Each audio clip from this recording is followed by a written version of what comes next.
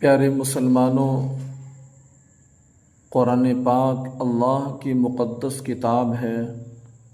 یہ رب کے احکامات ہیں۔ اس پر عمل کرنا مسلمانوں کا بہت اہم فریضہ ہے۔ جس طریقے سے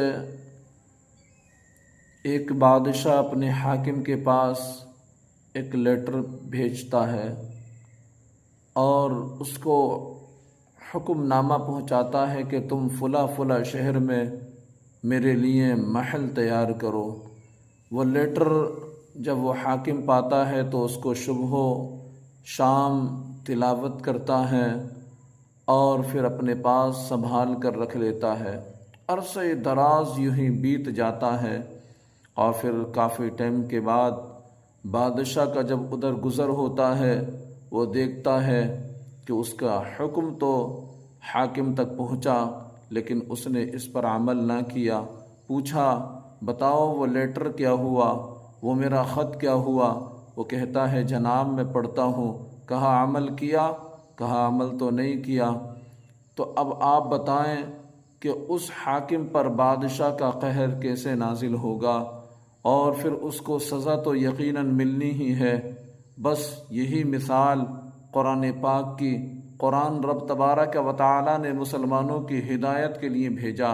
قرآن پاک میں بندوں کی زندگی گزارنے کا طریقہ ہے کہ ہم صبح و شام اپنی کیسے گزاریں، ہماری عبادتیں کیسے مکمل ہوتی ہیں، رب تبارک و تعالی ہم سے کیسے راضی ہوتا ہے، ہمیں اللہ نے ہاتھ دیے ان کا استعمال کیسے کرنا، اللہ نے ہمیں آنکھیں دی ان کا استعمال کیسے کرنا، اللہ نے ہمیں زبان دی اس کا استعمال کیسے کرنا، کان جیسی نعمت اللہ نے عطا فرمائی استعمال اس کا کیسے کرنا ہے، ہمیں اللہ پاک نے بہت کچھ نعمتوں سے نوازا ہے، ان تمام نعمتوں کو کیسے استعمال کرنا ہے، رب کی رضا کن کاموں میں ہے، رب ناراض کن کاموں سے ہوتا ہے، یہ تمام چیزیں قرآن میں موجود ہیں۔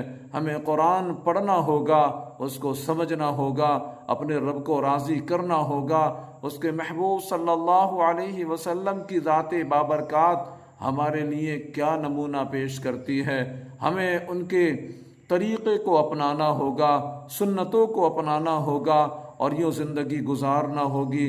اللہ نے چاہا یوں اگر ہم کریں گے، قرآن پڑھتے جائیں گے، اس کے احکامات کو سینے سے لگاتے جائیں گے، تو یاد رکھیں زندگی ہماری خوشیوں سے بھر دی جائے گی اور